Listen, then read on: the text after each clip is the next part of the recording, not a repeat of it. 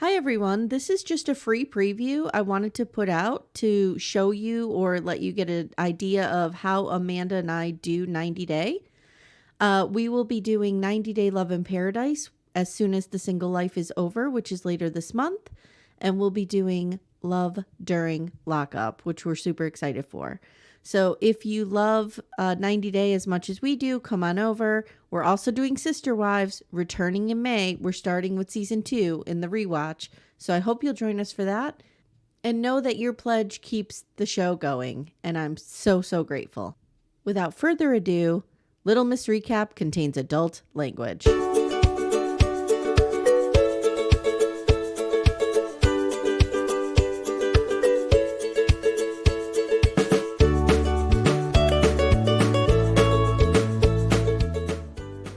Hi everyone, welcome to Little Miss Recap, the podcast that exists only to raise my blood pressure. I'm convinced. When I hear how hard I'm coming for like Garrick and stuff, I'm like, oh wow. Oh yeah. I need to really take it down a notch. Your blood pressure journey is continuing on. But again, as we've said in many a Facebook group and on here, you are channeling your Cody Brown rage right where it belongs onto Garrick Merrifield. Well, and then I'm with like, way too many R's in his name. Do I need a segment that's just called Amy Reads Trash Men for Phil? Let's have that segment. Oh, yeah. Don't forget, in April, you're going to be having, this is a lot, just on Patreon alone. Correct. Love During Lockup. Yes. Starts third week of April. We're very excited. Yes. I've always wanted a podcast to talk about love during lockup. Well, love after lockup, but whatever. Yeah. You're going to be getting franchise. Love in Paradise. Lip. Which we've totally given up the Caribbean aspect now. There's like folks in Italy and shit. Like whatever. Yeah. Whatever. The cult docs will be fading away as we get into Sister Wives in May, but in April you're still going to have Daughters of the Cult, and it's a 2-parter, and it's damn good. It is damn good. Okay. I wish the storytelling were better, but Me the too. story itself is fascinating. Story itself is good. Yeah. So you're going to have a lot. You're going to have your Gen X corner. You're going to have me reading my book and sobbing. You're going to have, what'd you think of the story of me passing out on the porch of my betrothed?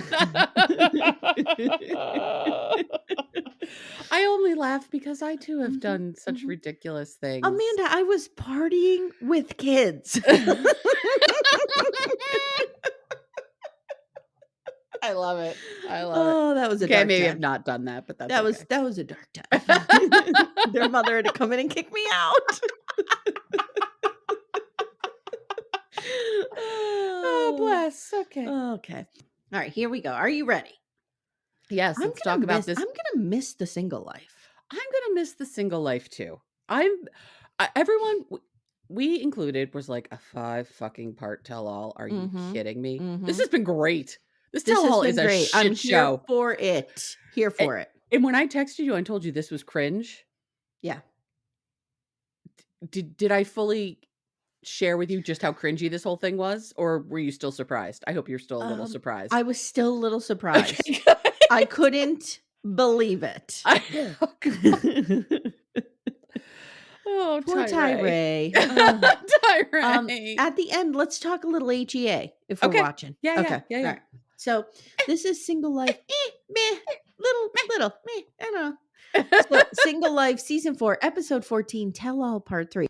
Okay, so let's talk about this shit show. So we pick up on Josh still trying to calm Natalie the fuck down. He is the Natalie whisperer because she does calm down. And I'm like, okay.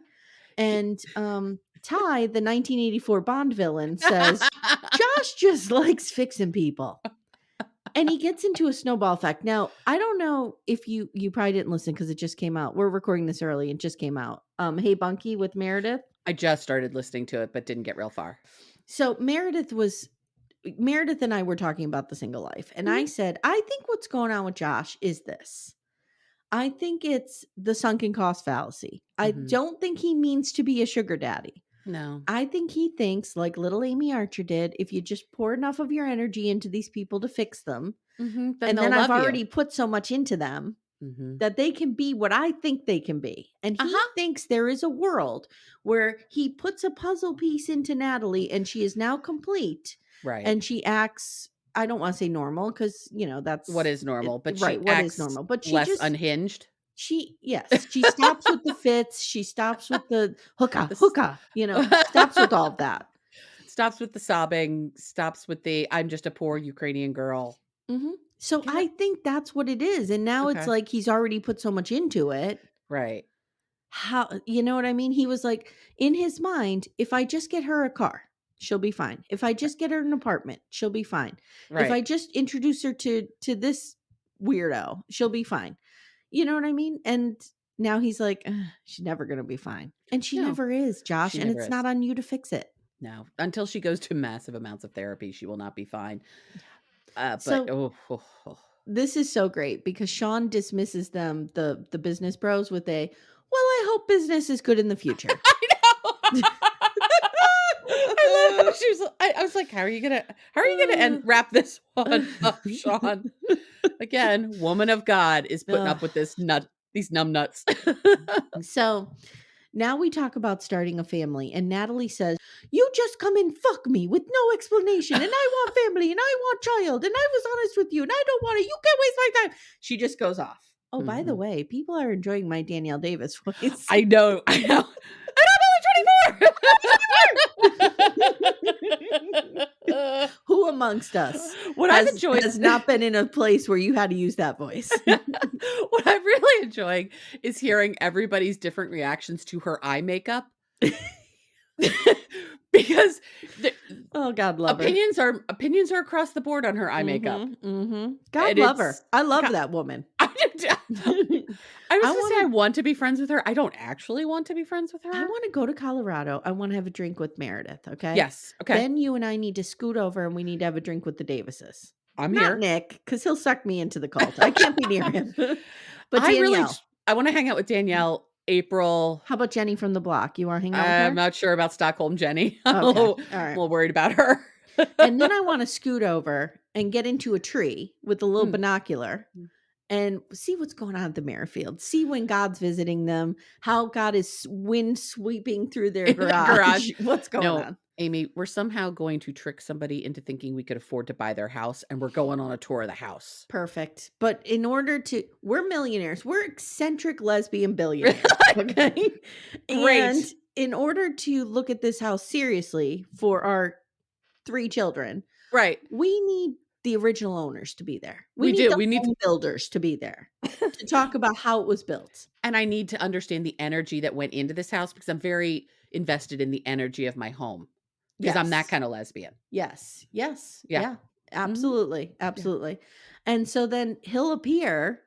And then we could ask questions. And then we can ask him where he bought his Jim Jones estrogen blocking sunglasses. And all the mysteries of the universe will be solved. And all the teeny tiny tank tops. And then we want to scoot over to the East Coast. No, to the South. And have a drink with John Sparkles. Oh, yes. I want to hang out with Sparkles. Yes. I want to do the San Antonio River Walk with Sparkles. Okay. Let's do that. I've told you about this river walk, how dangerous it is. Sparkles is going to walk right into that river. Right into the drink. It'll be great. I love John so much. So Natalie's like, or Josh goes, "We're not even a couple. I don't know what you want from me." And she's like, "I want status. I want no status. What is status? What is status?" And he's like, status is we're fucking. That's our status. He's like, "Okay, what do you want the status to be? Do you need me to propose here?" Because that ain't happening. You know things have changed when I'm defending Josh. And this is the persecution of Josh. Like, he is like, what is happening? And that motherfucker keeps showing up. So backstage during the break, Miss Debbie is telling Natalie. Now, here's where we go wrong with Debbie and Natalie, okay? Oh, Jesus. Miss Debbie, I don't think understands that when you put ideas in a woman's head, especially Natalie's, it can do some real damage. Yes, it can. She starts with, "They're calling you a charity case." Oh, stop, Debbie. Please just shut your mouth. Please just shut your mouth. I have to tell you, this tell-all has made me not enjoy Miss Debbie. Yeah, I know. I'm not enjoying this version of her. Tyray says, "Look, Josh is a good guy. I just don't think he knows what he wants." And Chantel's like, "You have to accept somebody for who they are." And Debbie says, Natalie was put to the wolves and everyone was sharpening their teeth and taking a bite. And I get upset when I see somebody crumbling who has emotional challenges. I love how they just openly say Natalie is emotional challenge. And Natalie doesn't dispute it. They are reading this woman for filth as she is sitting right there, and she's just like, yeah. Natalie's just like, okay, I guess I have emotional challenges. So Tim says, defender of men. Right. I like Josh. He's not a bad guy. And he does bring up a good point, though. He's like, when you need Josh, he answers the phone. He does. And he's like, I don't think Josh is a bad guy. No, I really don't. He's like, I know a lot of people in my life I could call and they won't answer the phone. So that's something. Well, Tim, like, there's probably Tim. some reasons that they're not answering the phone. So Tyray says, you need to stop sleeping with them. You need to stop sleeping with them. He's 100% right. I think he's right. Chantel's like, your cookie is all your power. Don't give it up. Now Natalie, the personality of like a stick. I know. I know. Natalie's back on the charity thing now because this is all she's heard. She hasn't heard all this other stuff afterwards. No. The minute that somebody said charity, all the little mice in her head started getting charity. Do mice go on little wheels? Yes, no. They can. Hamsters? Gerbils. Hamsters and gerbils are primarily the wheel people, but mice can have wheels. The hamsters jumped on the wheels and they're spinning, and it's just charity case, charity case, charity case, charity case. So, do you remember that show Inside Herman's Head? No. Oh, there was a sitcom called Inside Herman's Head, and like his little different personalities were in there, and there was like a Spockles type guy who was like, "Yeah, fuck them," you know, and there was like a sweet woman and stuff like that. So I think it's sort of similar to that Disney movie, Inside Out. Yes. So I think that there's just somebody in her head crying all the time, like a Carol Channing, like, oh. And is Carol Channing the person I'm thinking of? Is that who's in Scrooge with the real high pitched voice and the blonde crinky hair? Yes, I think so. Okay. She's just up there going, charity case, charity case. Who's calling us a charity case? She's running around real frantic. I mean, we just sit here and laugh at Natalie all day. I love Natalie. Never change, never leave. Keep being you. But I have to imagine it is fucking exhausting to be Natalie. Being her. Ugh. Living in that head. I'm exhausted in my own head, and I am a lot emotionally healthier than she is. Mm-hmm, mm-hmm. And I'm tired of myself. Mm-hmm. Yep. Oh, God. Yep. So, she starts with the charity, and she's calling herself she doesn't say charity case. What does she say? Is it charity project? Charity project. So she keeps saying like, oh, he says I'm a charity project. Like just keeps repeating this. Okay. Mm-hmm. She says people catch wild animals and they start poking with sticks and they're screaming and giving me pain. And why would you do this? Is after. So Josh comes in, he walks her away. As soon as he walks in, everyone's like, you need to take care of this. I'm glad you're here. Can you please remove her from this room? He very sweetly takes her to another room. He's like, are you okay? Calm down. And she starts with this poking me stick. Can we talk about the jankiness of these rooms? They're just like, this is a huge like space, right? It's like an abandoned Sam's Club. Right. Mm-hmm. They create these little rooms with the curtains and like the shitty rug from Home Goods and the couches, and now we have a room. And there's multiple of these. And what's wrong with that, Amanda? It's odd. I just needed to call it out. But yes, real odd. Go back to the poking of the animal. Yeah, she goes into this whole thing. I did not write it down verbatim, but it's like, it's so good. People catch wild animals. They start poking with sticks. They are screaming, giving me pain. Why would you do this to me? Why would you? And Josh is like, okay, breathe. And then the animal's scared, and the animal attacks because it's been attacked. And he's like, oh fuck. He's like, hey, Carol Channing up there in your head, calm down. Calm down a notch. Is that her name? I have to look it up. Okay. I think it's her, right? I think people really enjoy when we have to look things up. No, wrong actress. Okay, who was it? Hold on. Was it what's her name? Carol Kane. Carol Kane. Oh, Carol Kane. Okay, yes. You know how Carol Kane is? Like, she's like kind of like, yeah. She lives in Natalie's brain. That is one of Natalie's characters. She's in robes, and she has long, her hair's long. And she's just running around frantic, like, what? They called us a charity case? She is the Miracle Max's wife in Princess Bride. That's who Yes. she is in Yes. Natalie's head. Yes. Mhm. Thank you. Okay. So now we get to Tyray. No, did we miss the Natalie monologue yet? Or is that Oh, no, later? that's later. Okay, good. That's Okay. later. Just want to make sure. So Josh ends it with her by saying, we need to fix this before we can be in a relationship. And that's all we see for them for now. So now Yeah. Tyray.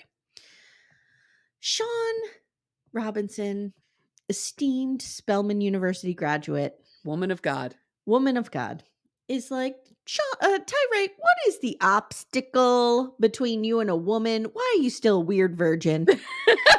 And Tyray's like, I get in my head. I have issues. And I have no idea when a woman is into him. Now, the rest of the cast is going to tell, the rest of these bozos are going to tell Tyray how to know when somebody's into you. Okay? Because they're all such dating successes?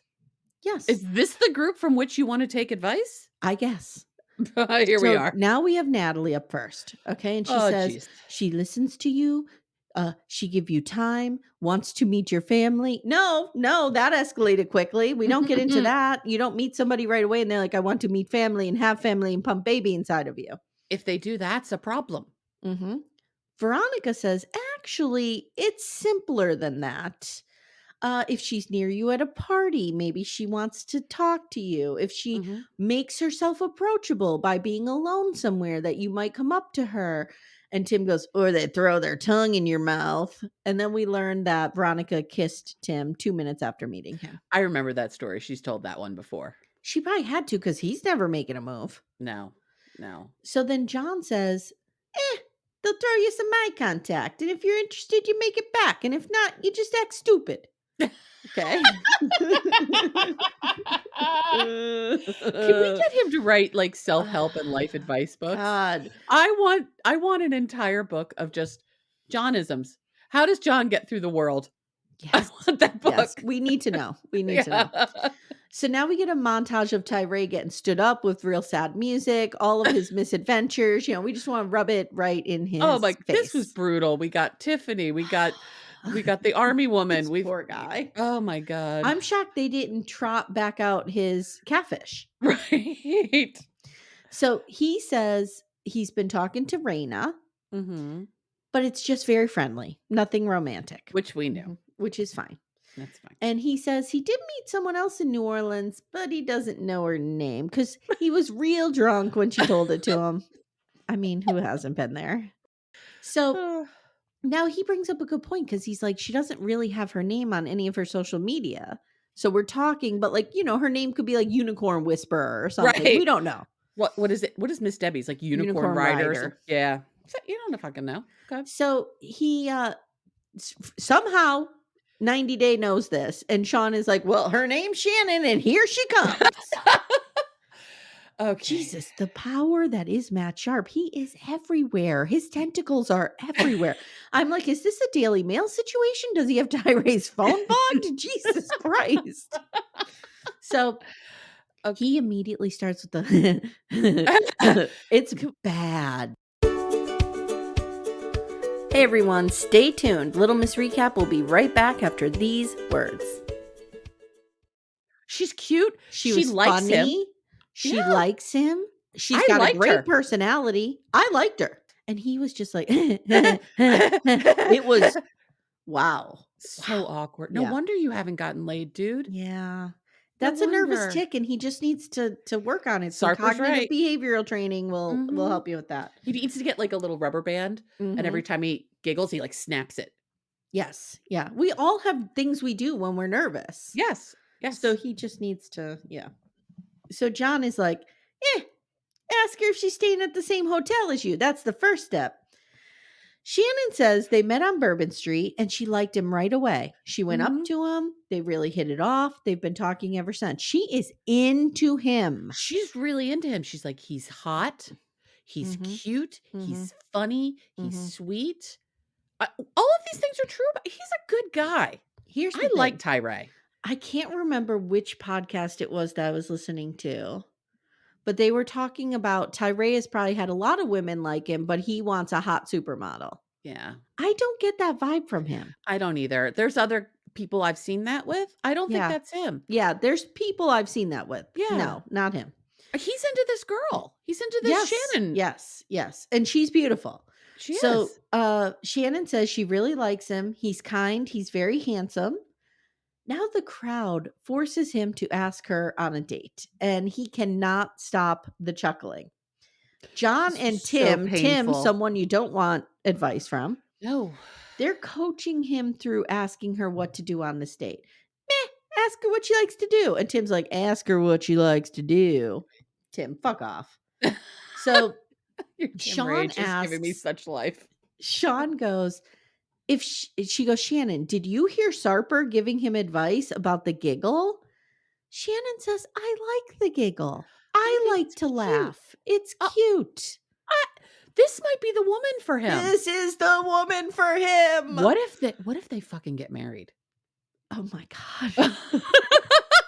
I mean, and have little Shannon Tyray babies. They're not going to be on any franchise again, unfortunately. Because they're too boring. But because neither one of them is a 90-day situation. But that's true. Yeah. Well, I mean, we've got John and Miss Debbie here. You know, true. You know, with Liz and Ed, that's not a 90-day situation, and they're all over the fucking place. Oh, that's true. They're not 90-day. How are they on Happily Ever After? Because Ed got into the franchise when he was with Rose. All you have to do is get in somehow. Okay. And then it doesn't really matter. On Happily Ever After. They sure could. Okay. I don't know if I want that. I don't know if I want that. Let's just leave them alone. Let them go be happy. Yeah. So now Tim is like, how do you feel about him being a 33-year-old virgin? Purity. And she doesn't care. Nope. And Veronica goes, it's better than being with 2,500 women, right? Uh-huh. And Shaun is like, do you know he's never been kissed? Oh, come on, people. Shaun, stop right off, Shaun Robinson. What are you doing? So then Shaun's like, well, if you want to, we can do it right here. You could be Tyray's first kiss. She did have a little pause for a second of being like, he's never even kissed somebody? You can see in her face for a second. She was like, yikes. So they pressure them to do this. They stand up. Shannon's like, oh, you guys could watch. Like, she's being very funny and jokey. And, you know. She was great in front of the camera. Great. They smooch on the lips. Miss Debbie says, I'm proud of you, Tyray, and you two look great together. Stop. Then there's this whole thing with Tyray walking her out. Mm-hmm. And then Shaun's like pretending she's listening to Barbara in her head. And she's like, what, Barbara? What? They're not coming back because they're banging? Okay. Like, I think that was the implication she wanted to make. That they're like making out somewhere. Yeah, it was weird. In one of those weird rooms in the warehouse. It was weird. Would it be great if they went to the couch where Natalie and Josh had previously been while he was trying to console her, and like the camera goes to them and they're just fucking their brains out. The dress is off. The dress just off. Yep. Tyray's going to town. Yep. Wait, hold on. We get a little. Oh yeah. Give me that dress. Give me that dress, baby. Do you want my number? They would not dubstep sex. No, it wouldn't be. Oh yeah. You don't know how bad I wanted to do that on Hey Bunky yesterday. I was like, I'm not doing that to them. Guys, you don't even understand. I actually sent Amy a message. First of all, in the middle of the night, I had to say to Siri, please remind me to ask Amy to find the dubstep sex song. That is now a reminder on my phone. Mm-hmm. We have to find that whole song. Oh, I could probably find it again. Okay. Good. Yeah. Okay. Why, you want to put it on your playlist? Yes. Hey, I'm now a DJ at my, oh my God. I'm a DJ at we do town hall every Thursday, and there's always someone who volunteers to be DJ 15 minutes ahead of time. At my company. Oh, okay. Yeah. So I've now joined the ranks of DJs. I could just have it all be the dubstep sex great song. Would that be? For like 15 minutes they would just be like, what is happening here? And I'm cackling and no one else. That could be amazing. Could be amazing. So now we get some viewer questions. Yeah, okay. Whatever. Liz from Socrates wants to know, Chantel, we saw you twerking and you even have your own twerk instructor. Can you teach us? So she starts to tell what to do. And Tim's like, do you think you should demonstrate? Tim is into her. Again, he wants to be obsessed. On her. Yes. Yeah. He wants to degrade her in some way. Yep. I Yep. have fully come to your side. Yep. And she's clearly uncomfortable, doesn't want to do it, but she does it. And Debbie says, I wasn't endowed with the backside. Natalie's like, I'm not even going to try. I can't do it like you. Chantel says, Grandma Everett actually used to turn on Beyonce and Destiny's Child and showed me how to twerk. And I thought that was cute. That is cute. I like the idea of her grandmother doing that. Bradley from Iowa asks, John, why did you show up with a suitcase of sex toys when you were going to see Meghan? Okay, Bradley from Iowa, go fuck yourself. You're very sex positive. Bradley from Iowa, all the women in the world were like, yes. Yes. Yes. So John's like, you got to make sure your significant other's taken care of. Sometimes you got to have some tools. You got your dick, you got your wand. You're tired. Makes things go better. And Veronica is like, Veronica's like, yeah, sounds good to me. That's right. Debbie says, if someone would have showed up with a suitcase of adult pleasure devices, I would have been intimidated and scared. Adult pleasure devices. Okay. I would have said, does he do this with all the women? So then they start talking about this, and John's like, they were brand new. I'm not going around, blah, blah, blah. And then he goes, hey, they charge up. They got different speeds. But now I feel like Abigail has been around for a while. Maybe he bought Abigail initially for Meghan. Abigail's been around for a while. Abigail, yeah. As Jake calls her, Abigail Adams.